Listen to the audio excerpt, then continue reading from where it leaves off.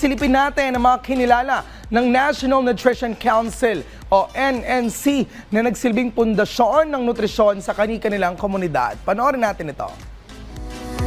Health is wealth.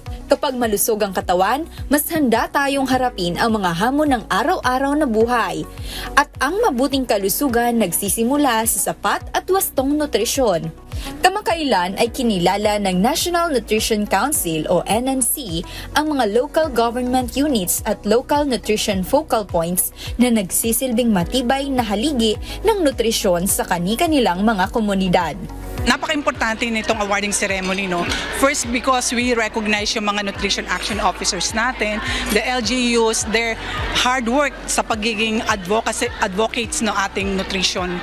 Sa lahat talaga, ito yung inaabangan nila, the national awarding ceremony, cause national ang scope, aside from the regional ones. Sa pamamagitan ng monitoring and evaluation of local level implementation protocol, sinusuri ang kanilang dedikasyon at husay sa pamamahala at pagpapatupad ng mga programang pangnutrisyon. Ang mga kinikilalang LGU at LNFP ay hindi lamang tagasunod ng mga polisiya.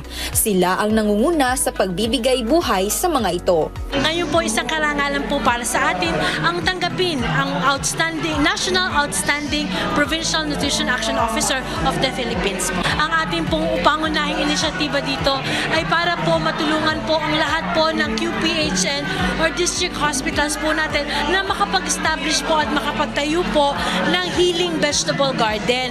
Ang bawat hospital pong pampubliko ay meron na po silang healing garden na kung saan maaari pong takbuhan ng mga pasyente para may enough supply po ng mga vegetables na makakain po nila.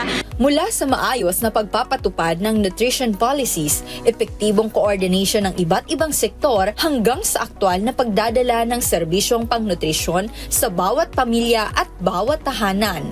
Sa province, meron kaming convergence program. So, kasama natin ang Office of the Provincial Agriculturist.